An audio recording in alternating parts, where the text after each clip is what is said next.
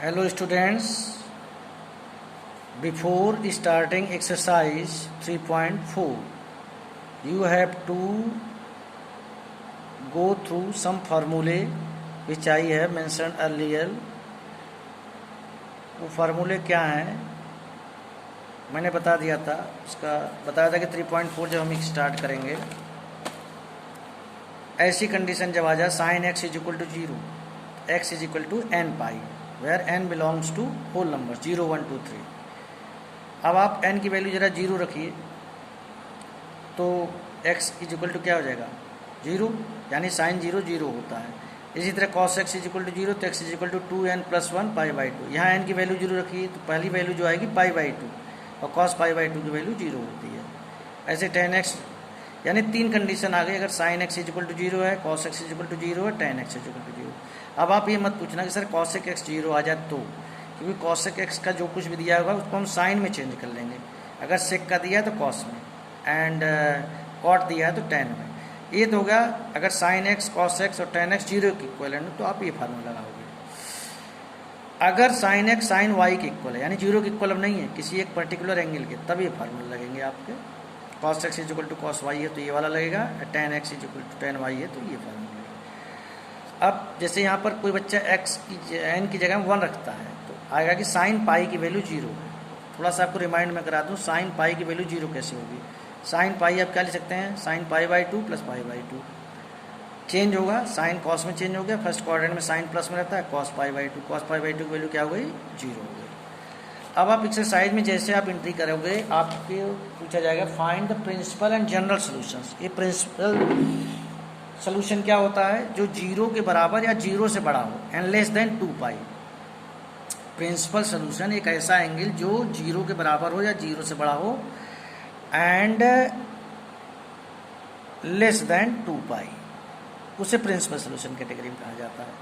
बाकी उससे 2π से आगे जो एंगल जाएंगे उन्हें जनरल कैटेगरी में कहा जाता है, जनरल सोल्यूशंस कहा जाता है। जनरल सोल्यूशन आपके टॉपिक से हटा दिया गया, फिर भी मैं थोड़ा सा आपको बता दूंगा क्योंकि ज़रूरत पड़ेगी आगे चल के। tan x is equal to √3 दिया। अब क्लास 10th के हिसाब सोचिए किसकी वैल्यू √3 है तो tan π/3 की। अब यहाँ वही कंडीशन आ गई कि tan x is equal to tan y, tan x is equal to tan y। Formula आप यूज करेंगे, tan x is equal to tan π/3 तो जनरल सोल्यूशन के लिए यूज करेंगे। तब आप देखिए √3 जो होता है tan का वैल्यू, एक तो फर्स्ट क्वाड्रेंट में पॉजिटिव होता है और एक थर्ड क्वाड्रेंट में। तो अब इस π/3 की हेल्प से आप थर्ड क्वाड्रेंट में कैसे एंट्री करोगे, क्योंकि tan की वैल्यू प्लस का √3 आ रहा है तो फर्स्ट क्वाड्रेंट में हो गया π/3। थर्ड में कैसे एंट्री करोगे, पाई प्लस π/3 करके। पाई माइनस π/3 नहीं करेंगे, वो तो सेकंड का हो जाएगा, पाई प्लस π/3 तो tan 4π/3 हो गया। यानी ये दो वैल्यूज आ गई, π/3 एंड 4π/3। एक फर्स्ट क्वाड्रेंट की है और एक थर्ड क्वाड्रेंट की।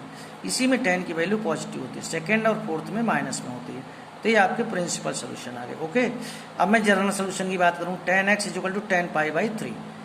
x इज इक्वल टू क्या बताया गया आपको ऐसे केस में, tan x is equal to tan y, x is equal to nπ + y, nπ + π/3, n belong to whole numbers 0, 1, 2, 3। ऐसे आप आगे बढ़ेंगे। sec x is equal to 2 दिया है तो cos x 1/2, cos x is equal to cos π/3। Okay, अब आप सोचिए cos प्लस में कहाँ कहाँ होता है, फर्स्ट क्वाड्रेंट में होता है और फोर्थ क्वाड्रेंट में। फोर्थ क्वाड्रेंट में आप एंट्री कैसे करोगे, 2π - थीटा करिए, cos 2π - थीटा कर दिया आपने। देखिए pi minus pi plus 2π minus करके ही करेंगे, π/2 या 3π/2 की हम हेल्प नहीं ले सकते। क्यों, क्योंकि उस पर तो ट्रिग्नोमेट्रिक रेशियो ही चेंज हो जाएगा। तो 2π - π/3 तो आपका आ गया है 5π/3। यानी cos x 1/2 होगा या sec x 2 होगा दो एंगल्स के लिए, वो कौन से हैं, π/3 एंड π/3। तो ये प्रिंसिपल सोल्यूशन हो गए। जनरल सोल्यूशन में आप जाएंगे, cos x is equal to cos π/3, cos x is equal to cos y, तो x is equal to 2nπ ± y, y की वैल्यू π/3। अब देखिए पहली बार cot x is equal to -√3 tan x -1/, minus में वैल्यू आ गई है। आप तुरंत दिमाग लगाएंगे कि माइनस में आया है तो ये फर्स्ट क्वाड्रेंट का नहीं है। tan माइनस कहाँ कहाँ होता है, सेकेंड में एंड फोर्थ में।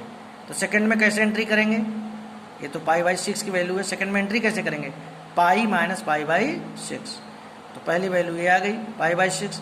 फोर्थ में कैसे एंट्री करेंगे, 2π - π/6।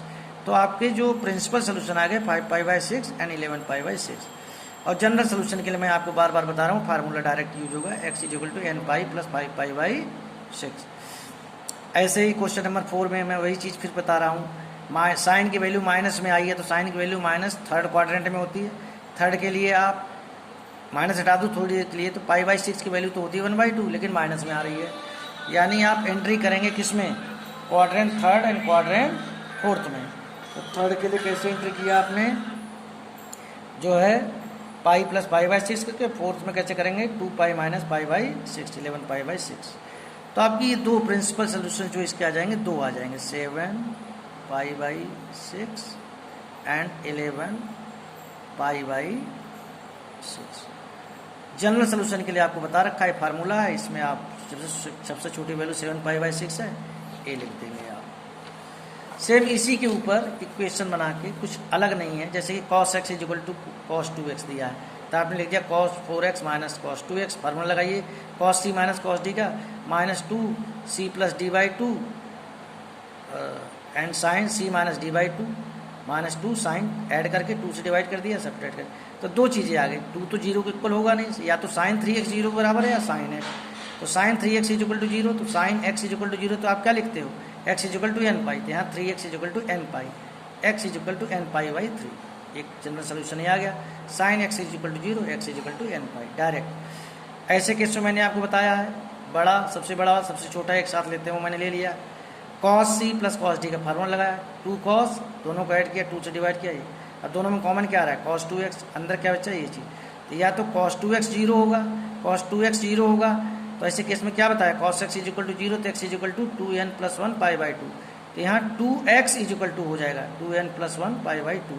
तो x क्या आएगा, 2 इधर ले जाएंगे आप, π/2 का π/4, 2 cos x - 1 = 0, तो cos x = 1/2, cos x = cos π/3।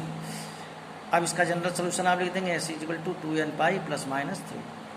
बिल्कुल इसी तरह यहाँ पर भी हुआ है, sec² 2x, उसको उठा के मैं इधर लाया हूँ, तो sec² 2x को आप 1 + tan² 2x ले सकते हो फार्मूले के हिसाब से, 1 से 1 कैंसिल आउट हो जाएगा, tan 2x कॉमन लोगे, tan 2x = 0, 2x = nπ, tan x = 0 होता है तो x = nπ, 2x = nπ, तो x = nπ/2, tan 2x - 1 second quadrant में आइए, tan π - π/4, tan 2x = tan 3π/4, तो 2x = nπ, जब आपका tan x = tan y, यहाँ तो 0 था, tan x = tan y होता है, तो x = क्या होता है nπ + y, 2x = nπ + y, x = nπ + 3π/8। तो आप ये देख लेंगे। इसके बाद हम मिसलेनियस में एंट्री करेंगे। आई होप आप सारे फार्मूले लर्न करके आएंगे, और मिसलेनियस में सारे क्वेश्चंस नहीं कराऊंगा, कुछ क्वेश्चंस कराऊंगा, कुछ आपको खुद करने होंगे। पहले इन फार्मूलों के थ्रू जाइए और इसके बाद एक्सरसाइज सॉल्व